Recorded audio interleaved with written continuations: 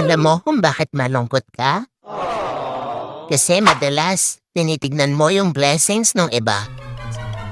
I-try mo kayang i-appreciate yung mga bagay na meron ka at hindi yung mga bagay na wala ka.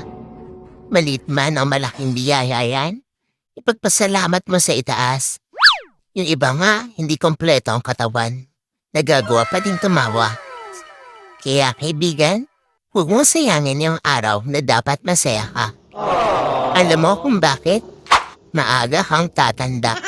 Yung ulo mo mapapano, yung ngipin mo mabubungan, at mabilis kang napupuba. Kasi lagi ka nakayoko, kakaisip ng problema. Always remember, life is good. Spread the good vibes. Oh, share niyo na to. See ya!